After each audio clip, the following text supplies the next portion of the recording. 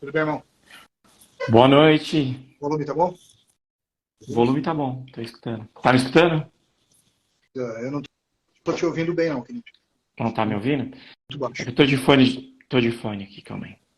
Agora melhorou? Tá baixo ainda. Tá baixo ainda? Tá, É que eu comprei o equipamento, mas não chegou ainda. tá. Mas vou falar um Tô te pouco ouvindo. mais alto. Qualquer coisa eu vou pedir pra você repetir a pergunta, tá? Ah, beleza. Beleza, vamos Agora lá. melhorou mais ou menos ou não? Tá Tá, bom? tá audível. Tá. Tá audível. Qualquer coisa você repete a pergunta. Obrigado. Beleza. Muito obrigado por estar aqui com a gente, atendendo o nosso pedido. Obrigado. Uma honra pra mim, velho. Bom, tem um monte de fã seu aqui do 365 que falou: Nossa, eu não acredito, fim, vai estar com você. Eu falei: Poxa, vai ser bem bacana.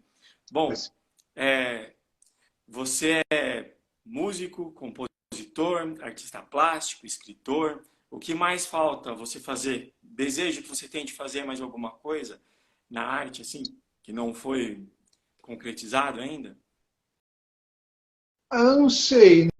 Para ser bem específico em arte, eu gosto assim de teatro. Eu já fiz umas coisas com teatro, assim, mas na parte da dramaturgia, né? E eu tenho interesse por vídeo, mas eu não sei, essa coisa de cinema parece que está. Não sei se a palavra velha tem algum sentido, mas parece que está mais ultrapassada do que o próprio rock and roll, né? Como se o espírito que moveu esse tipo de manifestação tivesse arrefecido, não vou dizer morrido, porque o espírito nunca morre, mas enquanto criação artística eu pretendo fazer é, trabalhar com cinema, pelo menos trabalhar com imagem. E para mim é tudo a mesma coisa. Escrever, tocar, é, pintar, é a mesma coisa para mim. Não tem uma diferenciação assim.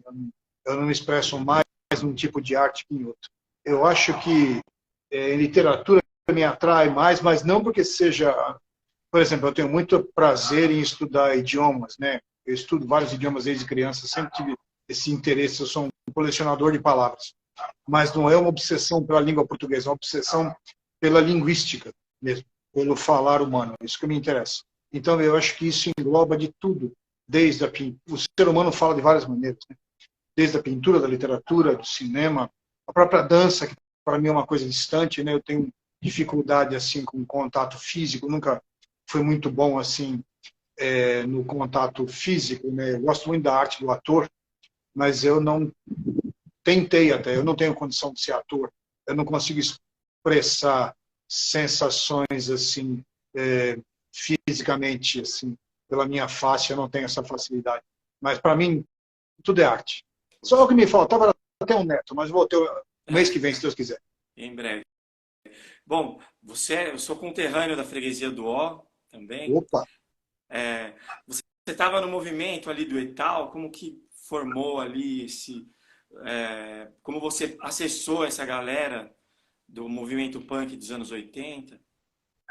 É, a freguesia do Ó, para quem não conhece, né, aquela área da Zona Norte ali, é uma sucessão de morros, né? Eu, por exemplo, se você pegar a Praça da Matriz da freguesia do Ó, que você conhece bem, eu moro para o lado que cai para Pirituba, né?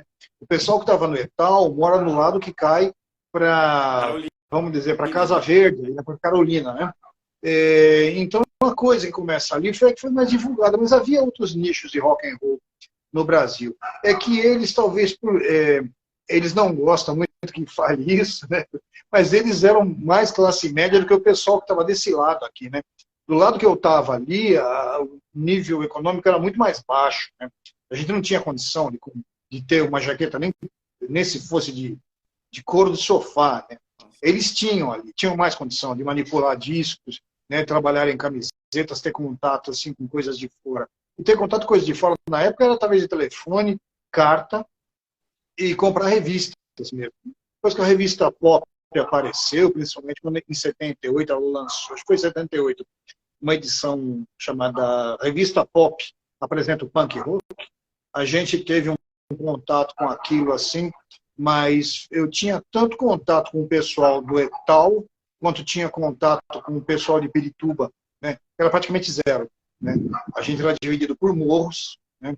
E, por exemplo, o rio que me dividia entre Freguesia e Pirituba, hoje é a Avenida Edgar Facó.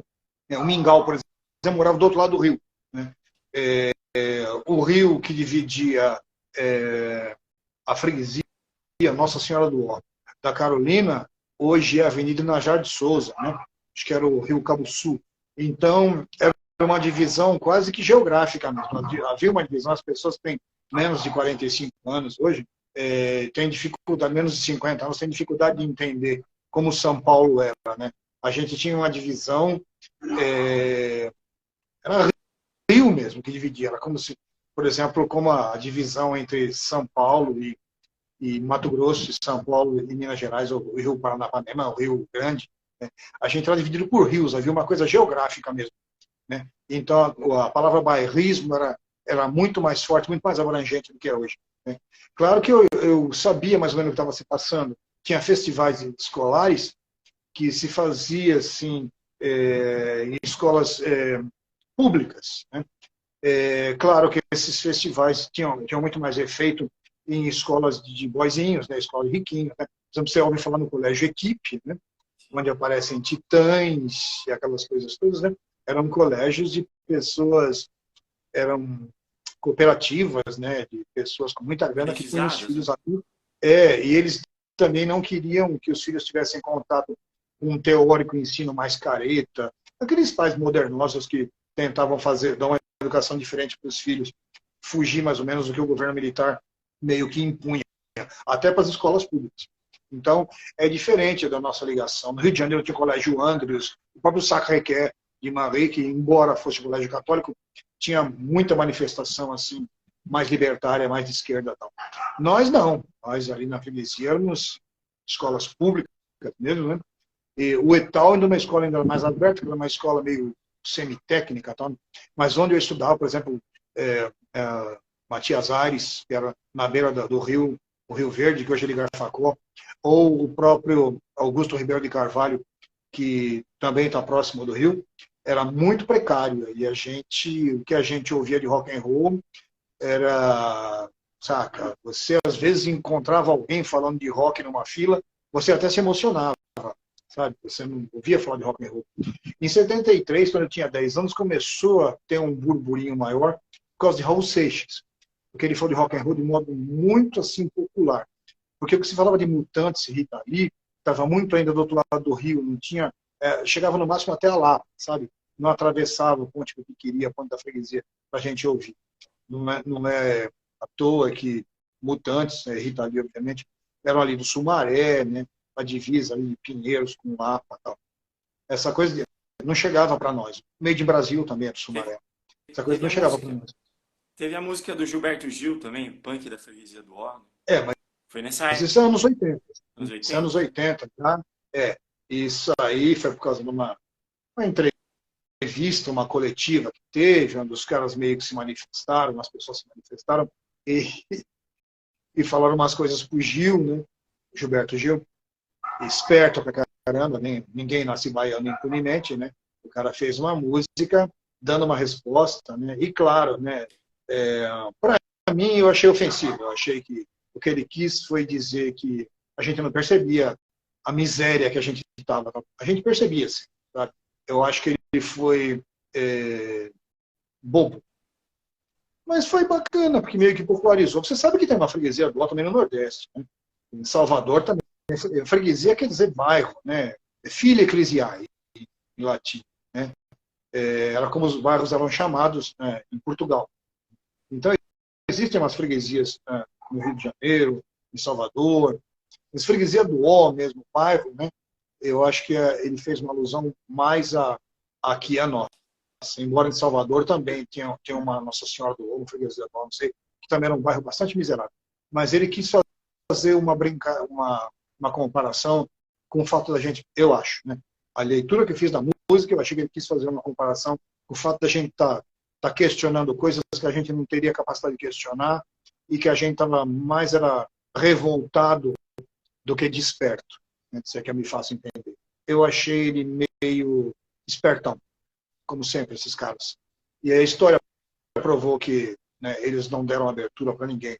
Gil, Caetano, esses caras. Né? Eu respeito a obra dos caras, mas não deram abertura para ninguém. E o que puderam fechar as portas para outro tipo de manifestação, fecharam. Essa é a minha O concepção. Lobão deixa bem expressivo isso também, assim, quando ele se refere aos dois, assim, e O Lobão quer essa forma. especificar isso, né? Mas o Lobão, quando quis se usar deles, também se usou. Então, eu não sei, o Lobão, eu não sei, eu achei ele meio Zé do Muro, tá ligado? Eu não interajo, eu nunca interagi com ele. É, eu, eu vou te dizer, eu prefiro um mentiroso sincero do que um verdadeiro Zé do Muro, tá ligado? Eu não sei se eu me faço entender. É um momento estranho que a gente vive, então eu acho que as pessoas percebem as coisas através do discurso da gente, sem que a gente seja explícito, porque ser explícito hoje em dia não é exatamente falar a verdade, né? Porque a verdade está muito fugaz, né? A verdade, ela tá, a água está fervendo, então a verdade está no vapor, tá ligado? Esse vapor é informe, ele está boiando, tal. É preciso que as coisas esfriem para que esse vapor esfrie e vire água de novo e possa ser degustado para que as pessoas entendam o que você quis dizer. Não quero fugir da pergunta, não. Não estou sendo oblíquo, não estou sendo viajandão. Só estou dizendo o que eu acredito e as pessoas que me conhecem sabem do que eu estou falando. E volto a dizer, eu acho Gilberto Gil e Caetano Veloso geniais, alguma parte da obra dele. Né? Gil, então, acho muito bacana. E o Caetano como poeta é muito bacana. Mas eles são, para mim, o que a elite brasileira, somente a elite artística, sempre foi. Cara de pau, para dizer pouco. Não quero ser agressivo. E o Lobão, não sei, o Lobão não me diz nada. Sabe? Gosto do primeiro disco, não estou dizendo politicamente, não me diz nada. O primeiro disco eu gosto, o Lobão e os Ronaldos é bacana pra caramba, né? Eu gosto de algumas músicas dali, quase todas. E o resto eu acho que ele fez o jogo e ele continua fazendo o jogo. Por isso que ele ainda... Eu acho que as pessoas querem estar na mídia. As pessoas não perceberam que a mídia nunca existiu. O que existia eram 3 canais de televisão que controlavam toda a América Latina e 3 canais de televisão americanos que controlam o mundo inteiro. Né? Essa mídia acho que se pulverizou, inventaram o tal da internet, que, a bem da verdade, né, se você encher um caminhão de informação e dizer que eu vou levar o caminhão para você, se eu não disser para você o que você vai procurar, como você vai filtrar isso, né, em que idioma está, o caminhão vai ficar lá fora, a chuva vai estragar, você não vai ter como degustar aquilo que eu te mandei, entendeu? Portanto, encher essa maquininha que chama de computador agora, né, que antes era televisão, encher essa maquininha de informações e não ter filtro algum, e ao mesmo tempo te censurarem o tempo todo, né, porque censura o tempo todo, é muito mais do que durante o governo militar. Eu tenho 59 anos, fiz 59 de setembro. Tá? Eu nunca vi uma censura tão grande, um ordenamento tão grande, um patrulhamento tão grande, como existe nos últimos 5, 6 anos, pelo menos. Já havia antes, mas ele era pelo menos disfarçado. Havia um medo de que o consumidor se manifestasse. Até que as pessoas que têm controle perceberam que uma pessoa que se assume como consumidor não é bem um ser humano. Então, o que esses robôs aí de carne estão fazendo é isso, estão sendo manipulados totalmente. Nós somos robôs de carne. O ser humano, hoje em dia, a única coisa que ele faz realmente faz bem feito que eu vejo, mas eu estou acompanhando da janela de casa, é catar cocô de cachorro na rua. O resto, todo mundo faz nas coxas. Pelo menos é a impressão que eu tenho. Eu não tenho cachorro, mas é o que eu vejo pela janela. O acesso à mídia nos anos 80, ali quando estourou o 365, a música São Paulo, você acha que era mais acessível ou hoje está mais acessível? A mídia que era a mídia televisiva e escrita, né? E o rádio, né? Tem até o primeiro álbum do Engenheiros do Havaí que eles falam que é longe demais das capitais, né? Que eles estavam em Porto Alegre. Você sentiu essa distância, assim, por ser um punk rock, um rock and roll mais agressivo que vocês faziam na época? Olha, é o seguinte, a palavra mídia é que me assusta, sabe? A mídia é o que é um modo, uma maneira de se manifestar. Havia uma coisa chamada fanzine, você já ouviu falar. Sim. Você deve até ter visto algum. O fanzine nada mais era que um jornalzinho xerocado. né? Vi fanzines feito à mão. Eu fiz algumas coisas à mão. E hoje em dia, isso parece, as pessoas nem sabem o que é Xerox. Muito menos mimeógrafo. O mimeógrafo era uma máquina, né, que tinha um papel especial, você escrevia com uma máquina especial, e ele tirava uma cópia, como se fosse uma cópia ideográfica, né? Uma cópia que a luz queima e a parte que você escreveu ficava em relevo, né? As provas, pessoas da minha idade, quando sentem cheiro de álcool, né? Não sei os alcoólatras, mas quando sentem cheiro de álcool, lembro das provas do ginásio, né? Porque elas vinham com cheiro de álcool. O professor mimeografava ali na hora para não serem copiados. Para você ter uma ideia, o governo militar, ele numerou todos os mimeógrafos que estavam no Brasil, mandou que fossem numerados, né? Nos anos 80, ali, 79 em diante, depois da anistia, muita gente achou o mimeógrafo enterrado no seu quintal sem saber. Ela nem sabia. Alguém tinha uma manifestação, uma célula ali política, e enterrou um mimeógrafo, né, durante uma batida policial, coisa do gênero, e você vê o poder que tinha isso. Sabe, você podia mimeografar quantas cópias daquilo por dia? 100? 120? Se você ficasse o dia inteiro manivelando aquela bosta, era na mão. Mas sim, tinha um puta poder, sim. Aquilo enchia casas noturnas, o tal do fanzine, saca? Eu acho que, por exemplo, a Globo nos citou uma vez, a Rita Lee tinha um programa que ela fazia, e ela, em 86, ela citou o 365, mas era uma rádio que já havia começado, era uma rádio mais nova que o 365.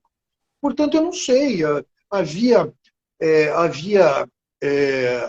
uma cena que queria se mostrar, havia um palco que queria ser usado, e o palco eram as casas noturnas, eram as gravadoras que haviam enchido o rabo de dinheiro com RPM, por exemplo, e perceberam que havia um mercado que ainda existe, mercado até maior hoje em dia.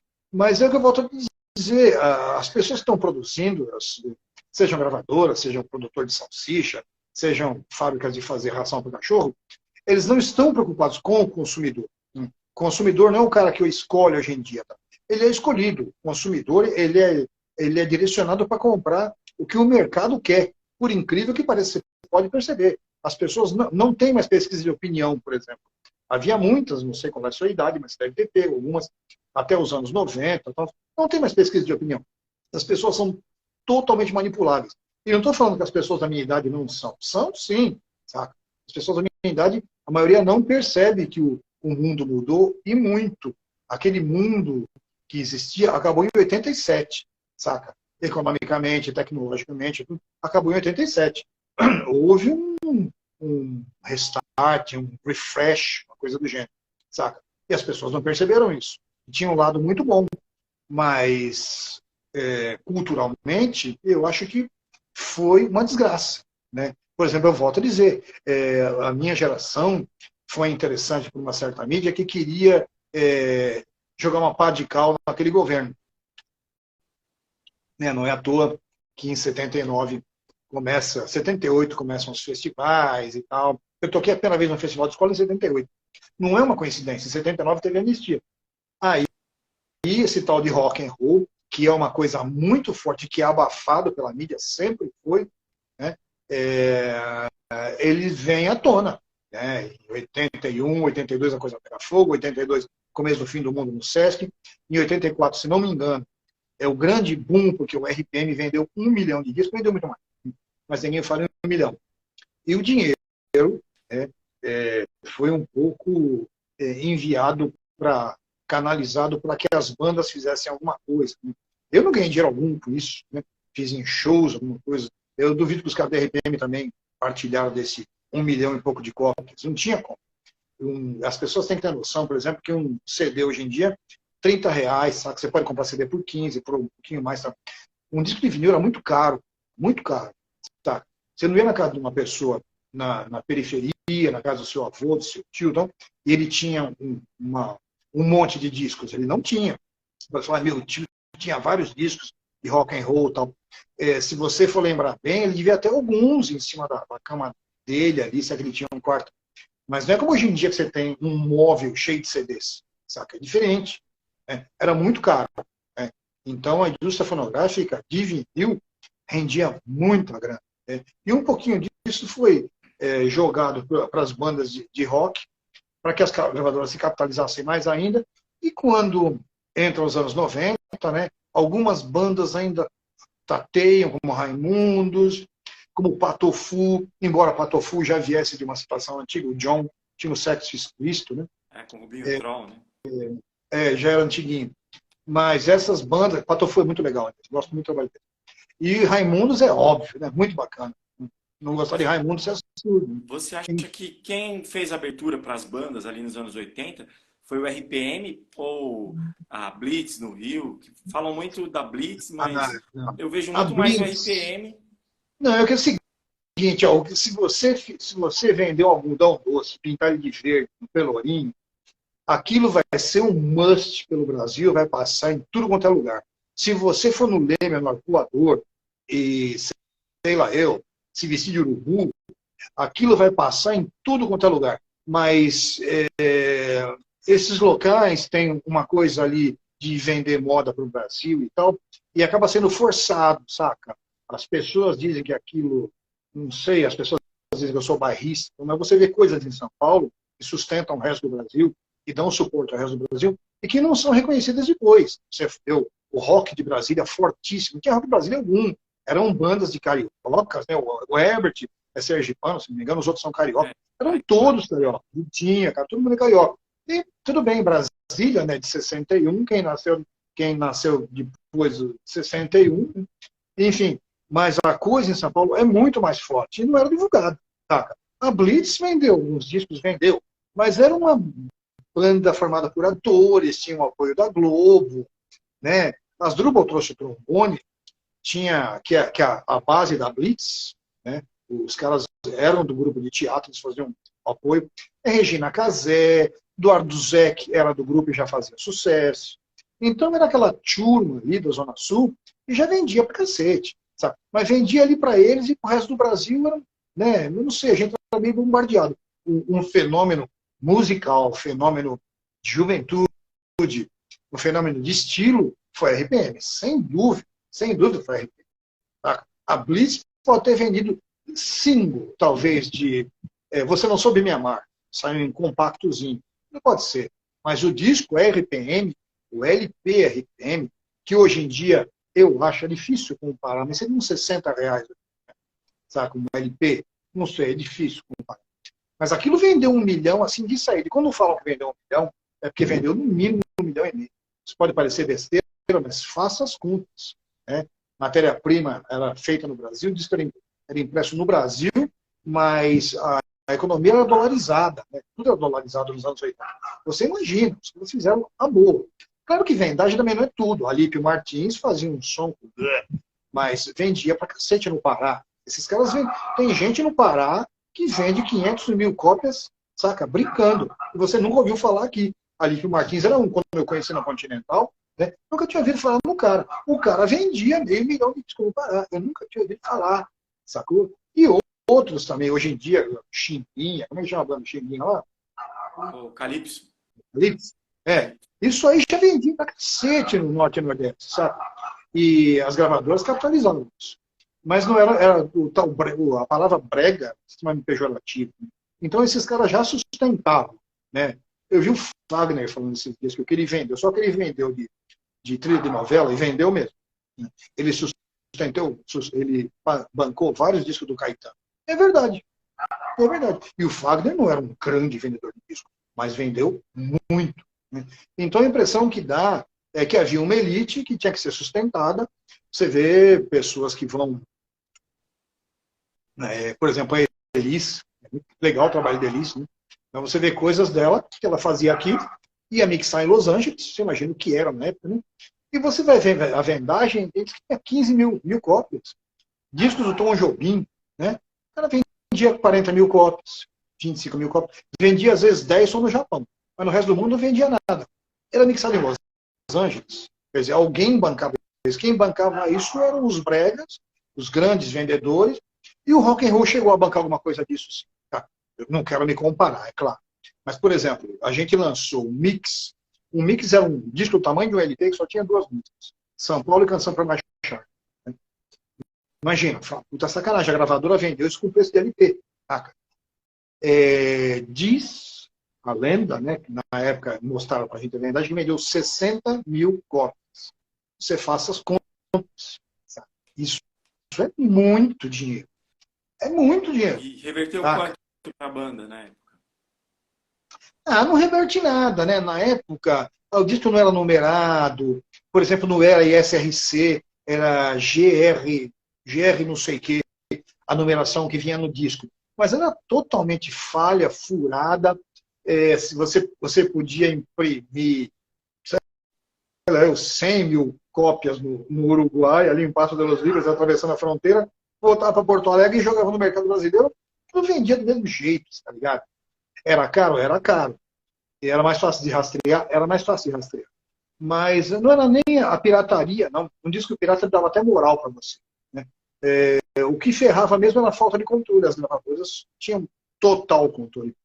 Hoje em dia, quando se inventou o tal CD, inventou-se uma coisa que é internacional, que é o ISRC. É uma sigla internacional para você controlar a venda do seu disco no Brasil, em Gana ou Israel. Saca? Mas até aí, o seu disco hoje em dia está impresso num pedacinho de plástico que pode ser copiado, saca, na sua casa, na minha, saca? O porteiro ali do prédio pode estar copiando agora enquanto ele almoça, enquanto ele janta. Ou seja, não tem mais graça numerar uma coisa que não pode mais ser rastreada. H. Legal. E o que você acha das bandas dos anos 80 que apareceram ali com vocês, não só as de São Paulo, né? Acho que você conviveu bastante com Ratos de Porão, Inocentes, mas o resto ali que veio aparecer naquela cena, o que você acha de toda a cena? Você separa por estilos de rock and roll ou você acha que era tudo rock and roll? Olha, é tudo rock and roll, sem dúvida, tudo rock and roll. Mas São Paulo é uma coisa separada. Né? Quando você pega as bandas que vieram do Sul, que eram muito legais, né? Sabe? Eu gostava muito assim, dos meninos, né? Pelo que do Paraná veio pouco. O Paraná, a cena era muito incipiente. O Paraná tem uma cena muito Paraná e Santa forte. Catarina não veio muito. É mais Porto Alegre, né? Nenhum de nós, É, engenheiros, TNT. o Paraná tinha uma cena, mas era muito incipiente, muito fechada, e se estruturou mais nos anos 90. Né? Ali em Curitiba tem uma cena forte hoje em dia, mais forte que São Paulo. A cena do rock and roll de São Paulo é totalmente pífia, saca? É totalmente diluída, vazia, eu acho. E o que veio de Porto Alegre, até porque né, Porto Alegre é o estado mais rico, né, do Sul, tem com mais personalidade, por estar mais distante. Então vieram assim, bandas que, né, Engenheiros do Havaí chegou até a abrir show da gente. Eu não sou muito fã, saca? Mas havia o pessoal ali do Gervásio, do Wildner, do... Deus que chama? Futura De Vortex, o Fala. primeiro disco. O The Fala eu não gostava. O Vander Wildner, no Rio Grande do Sul. Enfim, que os caras abriram o show do Collor. TNT, Não, isso é tudo bandas Replicantes, posteriores. Replicantes. Replicantes. Eu não estou te ouvindo. Replicantes. É a melhor banda, é a primeira, é a mais homogênea, eu acho. Né? Mas eram caras que iam a peças de teatro, curtiam. O Gervásio virou cineasta, a filha dele é cineasta, muito bom. O Vander é aquela figura, todo mundo conhece. Ou seja, eles tinham um contato com cultura que a gente não tinha aqui. O nosso lance aqui de rock and roll era punk de verdade. Aquilo que os ingleses fingiam ser em matéria de podreira e de pobreza e proletariado, nós éramos aqui de verdade, saca? Então esse rock and roll que nasce aqui, e mesmo o que tenta captar um pouquinho do que veio do punk, como o Titãs, por exemplo, Cabeça de Dinossauro, tentou captar um pouquinho do veio, captou bem, tinha ótimos letristas, então, captou bem Cabeça de Dinossauro.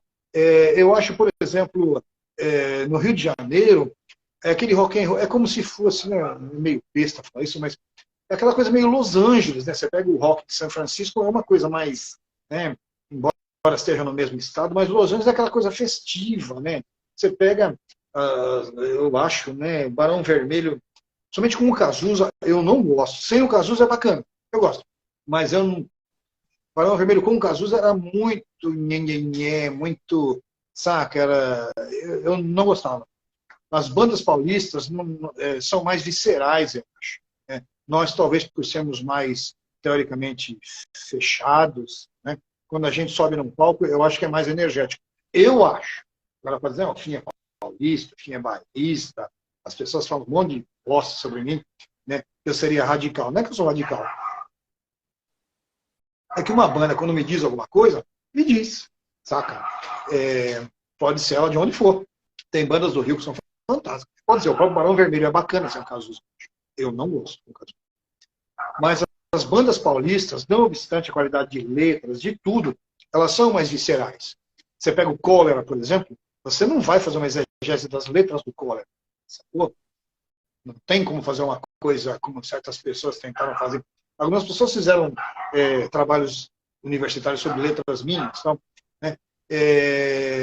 Sobre letras de uma outra banda, que eu achei válidos, mas algumas bandas paulistas, o contato com o idioma é bastante precário. Não obstante, no palco elas funcionam. Né? Bandas de outros lugares, os nordestinos, no geral, têm um contato mais íntimo com o idioma, trabalham melhor o idioma. No Rio de Janeiro também, eu acho que existe um contato mais profundo com o idioma. Nosso contato aqui lembra muito o contato nós somos netos e bisnetos de estrangeiros, a maioria, né, dos paulistas e paulistanos. Mesmo os que vieram do Brasil, os migrantes, também são netos e bisnetos de pau de arara, gente que veio muito sofrida. Então, o nosso contato com o idioma é uma briga constante. Né? Mas mesmo assim, eu acho válido. Eu acho que rola mais. Nós somos mais energéticos, nós somos mais bravos, eu acho, paulistas. Mais malvados e mais sinceros, eu acho. Modestamente. Não que eu não gosto de bandas de outro lugar. Gosto muito. Volto a dizer, tem bandas em Curitiba que são bacanas. Replicantes, volto a dizer, acho muito bacana, muito legal. Mas eu acho que não existe um diálogo assim com a cena paulista. Na época, você pegava o Napalm, né? O Napalm não durou 6 meses. Já falando do Napalm, já não foi no Napalm por ano. O Napalm já não durou nem 4 meses. Né? As pessoas que ficam, os mentirosos de plantão, que ficam dizendo que tiveram no começo do fim do mundo. Né? Sempre falo, conheci uma pessoa, veio me entrevistar, ela me descreveu todo o começo do fim do mundo, como foi, quando no fim eu fui saber, a pessoa dizia assim, em 74. Eu falei, como é que você foi no começo do fim do mundo? Você tinha 8 anos, saca? Esse tipo de loroteiro que a gente vive, a gente, mentirosos escrevendo e comentando sobre os anos 80, sobre o rock and roll paulista em geral. E você acha, enfim, já que você falou dos outros estados, tem essa polêmica de onde nasceu o punk no Brasil, em São Paulo ou em Brasília, e você viveu essa formação aí. O que você tem para dizer sobre esse assunto? São Paulo, Brasília, aonde foi a nascente do punk brasileiro? É óbvio que é São Paulo. É óbvio que é São Paulo. Se você for falar de caras que viam revistas importadas ou que foram para Londres com o papai, acharam bonito e voltaram aqui e puseram um alfinete na orelha, isso é outra coisa. Isso não é ser punk, saca? É que nem você nos anos 50 para Disneylândia, você voltou e se vestiu de pateta, você não foi o primeiro idiota fã do Disney no Brasil, saca? Você foi lá e voltou de pateta. Né? A coisa começa aqui. Essa energia não existe fora. Eu vi entrevistas de banda dos anos 90 em Brasília, dizendo que quando a polícia chegava, eles entravam em carros das embaixadas, porque eles moravam na rua das embaixadas. Se eles moravam na Alameda das Embaixadas, não eram proletários, não tinham propriedade para falar o que estavam falando, e não tinham propriedade para dizer o que era repressão, saca? Você sair aqui, não era todo mundo que saía fantasiado de punk nos anos 80, isso é mentira. Mas para você sair, você tinha que ter coragem, velho. Para você sair rasgado, tal, não sei o quê, você tinha que ter coragem. E a polícia, quando vinha não era pela repressão, é porque 40 anos atrás o policial agia de outro jeito. Ele chegava dando porrada na sua cara mesmo. Tá ligado? Agora, se você conseguia se esconder em carros de embaixada, você vem falar em repressão, Brasília, saca? É Alice no País das Maravilhas, que não tem nada a ver com a realidade do Brasil. A gente vê isso que acontece em Brasília, uma coisa que, por mais absurdo que seja, de quebra-quebra, festas, de orgias, a manifestações políticas, só fica lá, não sai de lá. Aquilo é Marte, tá ligado? E aqueles caras não tiveram influência alguma sobre nós, muito pelo contrário. Você tá falando em Napalm, novamente, se você tiver contato com alguém que teve no Napalm, com fotos antigas, você vai ver Legião sem baixista no começo, você vai ver mais ou menos o que foi, o que viria a ser o Capital Inicial. Então, assim, essas pessoas vinham. Por que essas pessoas vinham para cá? Se eles tinham uma cena lá. Né? Houve shows ali no Rio de Janeiro que tocaram bandas paulistas, né? Que as pessoas ficaram pasmas. Neguinho foi na praia de Coturno, saca? Ficou famoso isso, né? Havia já o RDP, acho que já é Lixomania, foi, né? A RDP que é a RDP de verdade, né? Antes de entrar o atual vocalista, até 84. E 82, 83, os caras foram para o Rio de Janeiro. E ninguém ficou besta, eles nunca tinham visto aquilo, saca? Talvez na revista que eles importavam, talvez. Ou na viagem que fizeram com o papai. O tal do punk, rock, que é bobo dizer isso, então, punk para mim é em inglês, né? Punk não tinha nem em Nova York.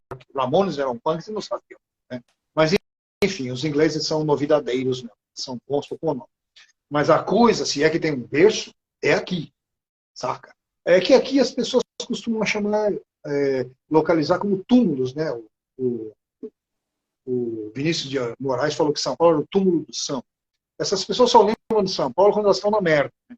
Aí vêm para cá fazer shows, os paulistas são lindos, e vêm morar aqui, moram e frequentam a cena, nós somos maravilhosos.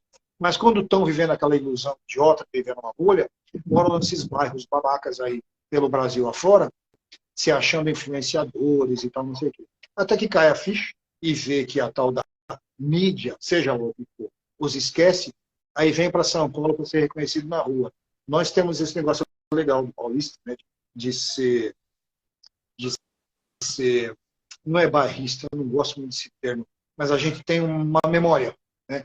Mesmo que destruam, nos destruam, né? nós não sejamos cotejados, né? São Paulo não é bem visto, né? O paulista não é bem visto pela mídia brasileira, nunca foi, né?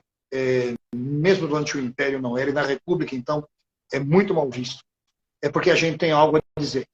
O paulista incomoda, saca? Esse é o lance. É por isso que a gente é temido e desprezado, né? Então, como os fracos precisam fazer parte de uma turma, e a turma só existe na sua rua, mas como as pessoas não saem mais na rua, eles só veem a turma pela tela, alguém percebeu que dominando a tela, você não mostrando nada, o cara acha que ele está sozinho. Então ele fica com medo, ele entra naquele grupo da tela que ele acha que vai fazer parte de um grupo.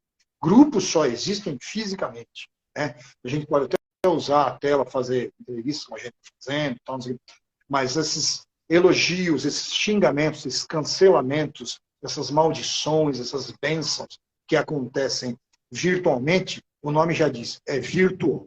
Ou não existe, ou virá a ser algum dia, sacou? As pessoas só são fisicamente. Os grupos só existem fisicamente. Por isso, os covardes que se esconderam, com medo de dizer aquilo que pensam, aquilo que são, e ficam se juntando a turmas, saibam que serão julgados pela história. Né? E a história é implacável. Mesmo quando ela vira farsa, como disse Marx, né? Ela é mais implacável, eu acho. Você acha que o rock and roll, os artistas, eles tinham que ter tomado a cena e a indústria? Porque hoje a indústria ela foi para outros estilos, né? O rock and roll ele não tem nenhuma indústria, nenhum grande empresário, nenhuma grande multinacional administrando o rock and roll no Brasil. Você acha que é a hora dos artistas abrirem o olho e tomar a frente e criar uma cena mais forte e mais sólida? O que você chama de artista? As bandas, né? Pensa não precisa nem falar os nomes. Pensa em 5 bandas paulistas antigas. Me diga se elas estão vivas. Estão, provavelmente. Na minha cabeça, pelo menos, elas não frequentam nem as mesmas festas. Muito menos representam as mesmas classes ou a mesma forma de pensamento. Até porque as pessoas não estão pensando. Eu acho. As pessoas querem chamar a atenção de uma mídia que não existe. Eu vejo as pessoas subirem em palco e falarem viva o político tal, abaixo o político tal. Essas pessoas estão tentando atrair a atenção de uma que elas chamam de mídia, né? Para que os cancelados A ou descancelados B os promovam. E assim gira o mundo. O fato é que as pessoas esquecem que mesmo os que fazem rock and roll, os libertários, os bacanas, aqueles que vomitam no banheiro antes de subir no palco e cheiram e são alegres, coloridos, independentes, também são muito ávidos por dinheiro. Aliás, geralmente são mais ávidos por dinheiro do que outras correntes. Você pega o pessoal do pagode, por exemplo, veja o que é o pagode, como eles se estruturaram. Não vou nem falar do hip hop, vou nem falar do hip hop, porque isso sim é estrutura. Mas o pessoal de rock and roll, eu gosto dessa anarquia, dessa bagunça.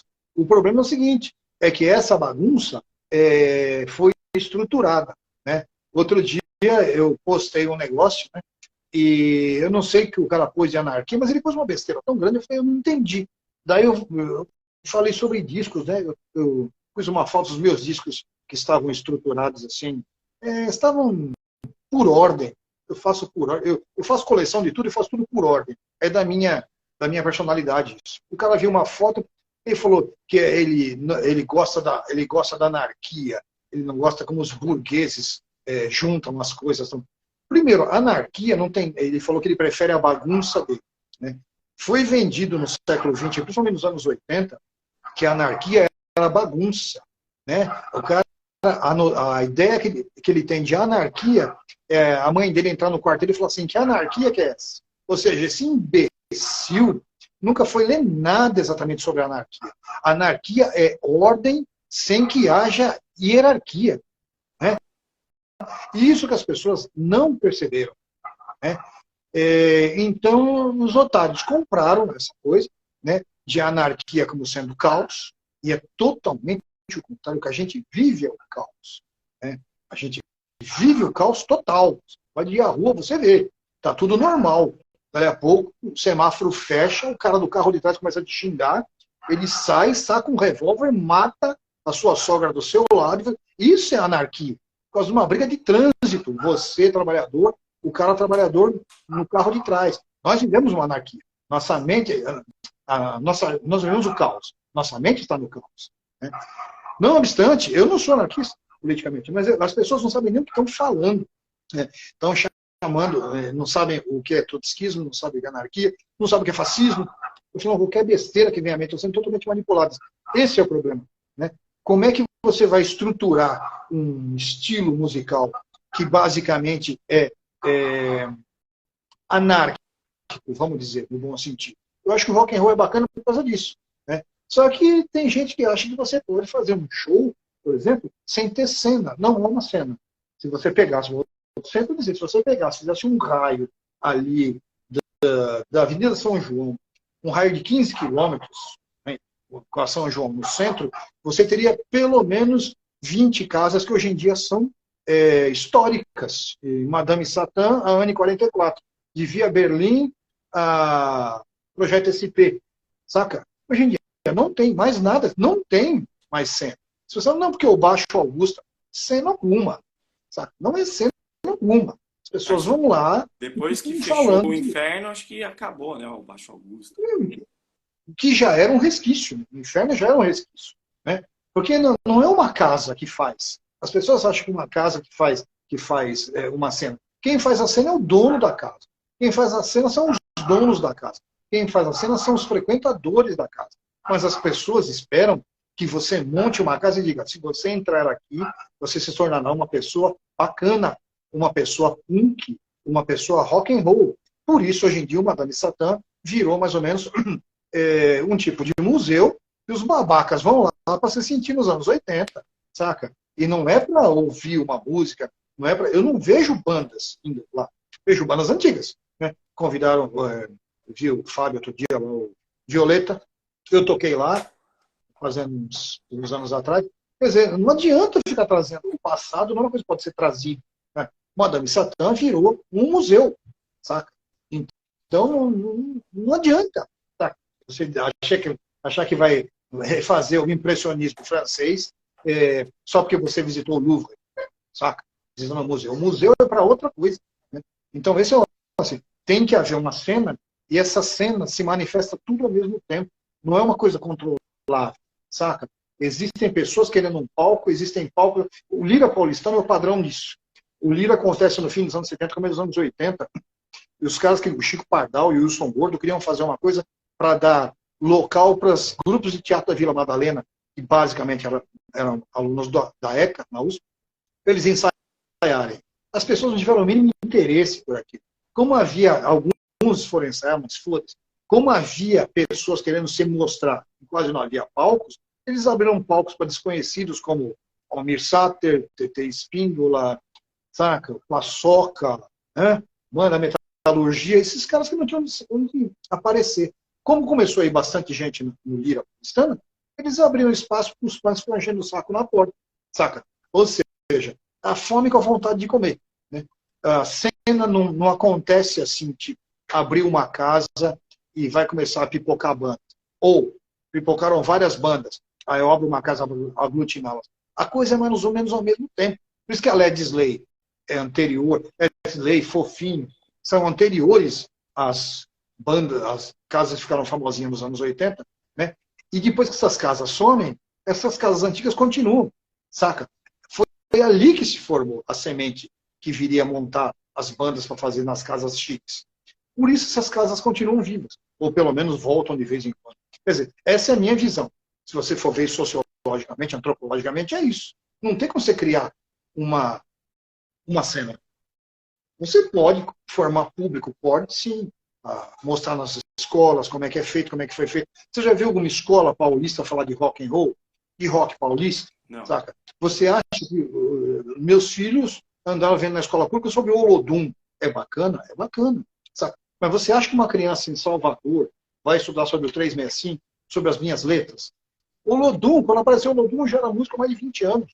Toco desde 76, 77. Saca? Você acha que vão mostrar minhas letras para criança em Salvador? Porque eu sou tão lixo. Você acha que vou mostrar Inocentes? Vou mostrar a obra do Redson? Saca? Eu acho fantástico esses caras. Saca? Premeditando o break, saca? Língua de trapo. Saca? Vão mostrar a obra dos caras? Não vão. Por que minhas crianças têm que ver o Olodum, a história do Olodum? Não tem. Pelo menos não tem que ver só isso. Né? O Brasil, nós somos um país como a elite maltratou muitos pobres, e como essa elite que está viva ainda encheu o rabo de dinheiro nos últimos 300 anos traficando gente para a África, eles querem um pouco tirar a culpa de seus ombros, jogando a falácia de que o Brasil é um país africano, que o Brasil não é um país branco. Né? O Brasil não é tão branco quanto é africano, sacou? Mas uma vez a Dercy Gonçalves, né, que se achava comediante, eu achava uma porcaria aquilo, mas enfim, ela só abria a boca para falar a palavra porra. Né? Eu achava aquilo nojento, mas enfim, de uma entrevista com ela, ela falava que uma vez ou duas por ano, ela levava os filhos, os netos à Europa, à Espanha, ela falou, para que eles tivessem um banho de cultura. Acho válido. Eu só não entendo por que eu não podia ter um banho de cultura aqui. Né? Por que ela não se preocupava em lavar essa cultura por aqui? Né? Ela tinha um nicho dela, tinha, mas para mim, ela fala bosta, fala merda. Como a gente vê hoje em dia, né? Pessoas que se julgam engraçadas, pessoas que se julgam talentosas, pessoas que a tal do é bonito ser feio. Hoje em dia é bonito ser feio. É esperto ser burro. Né? É inteligente ser idiota. Então, eu não sei, coisa de reclamão, não é. Ligue, entre nas mídias, ouça as pessoas conversando na rua e veja o nível que a gente chegou. Desculpa se eu estou muito reclamão, mas enfim, é isso aí. Eu acho que a gente tem que criticar, senão perde a noção, velho. Verdade. Bom, estamos chegando ao fim aqui. Muito obrigado. Tinha mais 10 milhões de perguntas para fazer, foi maravilhoso, mas estamos chegando ao final aqui. Quais são os seus próximos projetos aí para 2023? Olha, o tal da pandemia leva a culpa de tudo, né? Mas no meu caso, foi mesmo. Né? Fiquei 2 anos, todo mundo ficou sem ter onde tocar. Eu pretendo lançar o disco que eu ia lançar em 2020, está pronto, né? Está pré-produzido. Né? Não entrei no estúdio para gravar ainda. As músicas estão escolhidas, blá, blá, blá. Eu tenho pelo menos 2 livros para lançar, que eu não lancei, que eu não sabia nem como fazer. Né? Ninguém vai vir fazendo não sei o quê. Essas lives, para mim, valem para fazer o que a gente está fazendo. Conversar e divulgar o que está feito. Porque show é bacana, você vê o cara pela televisão, é bacana você ver o cara por aqui. Mas show, velho, tem que ter contato, saca? Você forma público só tendo contato. As pessoas parece que estão com medo de ir em shows, né? Eu até entendo por quê. O fato é o seguinte, eu tenho um monte de coisas para lançar, para fazer, esses livros, esse disco. Eu queria muito, volto a dizer, trabalhar com palco, mas com texto para palco, teatro e vídeo. Eu espero fazer isso aí. Só que eu volto a dizer, as pessoas têm que perder o medo de ir para a rua. Aca, tem que perder o medo. Neguinho fica falando, poxa, eu nasci na época errada, e fica trancado no quarto ouvindo 365. Velho, vai montar sua banda e vai tocar, mano. Saca? Se não, não é que você nasceu na época errada, é que você é covarde. Outra coisa. Beleza? Beleza. Bom, vamos marcar mais uma, porque não deu tempo de falar tudo. 1 hora só é pouco. Queria fazer isso. Se você quiser, eu costumo fazer lives até onde eu toco. Toco alguma coisa, toco ao vivo. É bacana, a gente faz essas coisas, sabe? Eu estou vendo que você está começando com essas lives. Tá? Você pode aprimorar isso muito mais, fazer muito mais bacana. Abrir mais essa imagem, fazer coisas.